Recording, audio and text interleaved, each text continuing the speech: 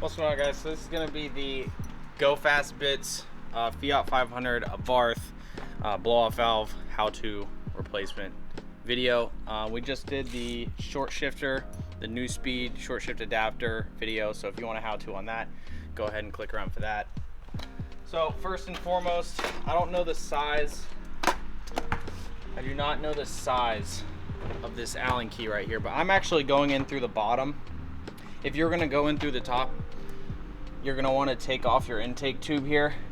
If you took off your cold air intake going into the side of the turbo here, which should just be your clamp, you take that off, pull this out, unplug these two sensors, and it should be right there underneath it, you'll see it. But we're gonna come under here because I already have the front end off. So I was putting in these cooling tubes and I had to replace the radiator because my radiator was cracked. You're gonna take this, and this is the actual blow-off valve right here. So it's this plastic assembly you'll see right here. So mine is OEM. You got 3 screws in here. So you're gonna take this, undo them. Oh! You're gonna take this Allen key, you got 3 screws here, and you're gonna undo them underneath here. So I'll see you guys when I get it off. So once you have these 3 bolts out, you're gonna wanna get a flathead. Like I have here, just regular flathead. You wanna come up under here and just kind of pop it off. I didn't really need to, I just kind of pushed on and it came off. And that's what you're looking for right there. And we're gonna be replacing the insides of all this. So, now that we have that out, we can go over here. Let's go over to the back of the M3 here.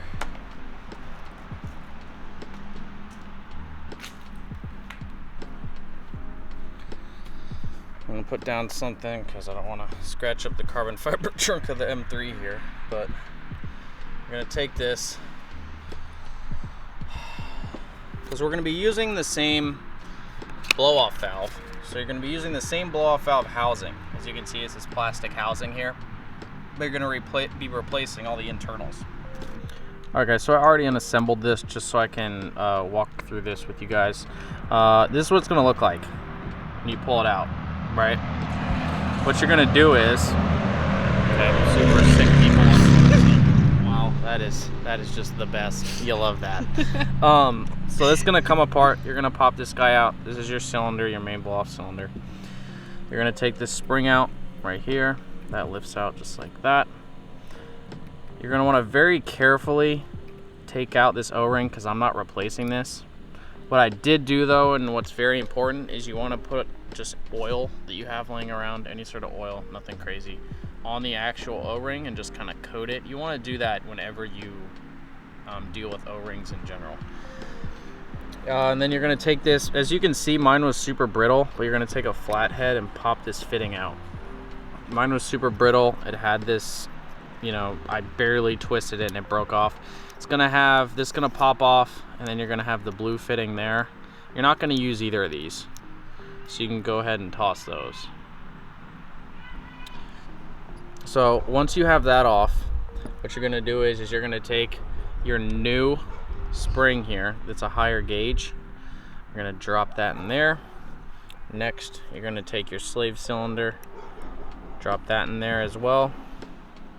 Put your new oiled O-ring back in here, just like that. As you can see here, there's a little notch on there. You wanna match up the notches with your new plate right here. So you're gonna take this plate, push it down. Mine kinda locks in, oddly enough. So it's gonna lock in just like that, so it'll stay. You shouldn't have to bolt it. Then you wanna put the same engine oil on your master cylinder here. So you got a new spring, very heavy duty spring. This is the thing that's gonna hold your boost right here, so you're not, you know, blowing boost pressure. Drop that in like that. Fits around there nicely, and then your new oiled master cylinder, you're gonna drop in, press in on each side, and as you can see, it moves very smoothly. Now once it's in the car, it's gonna be looking like this.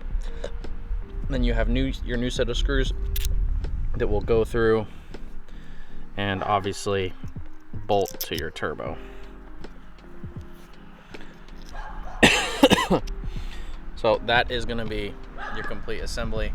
Then obviously just bolt it back onto the turbo itself. The first steps in reverse. Obviously I have the full front end off of my car, so I can't give you guys an audio comparison, but from the things that I've watched, it's more of a high-pitched release, like a high-pitched, not as loud release, as opposed to just like a rush of air. It's more of like a whistle of air with this one.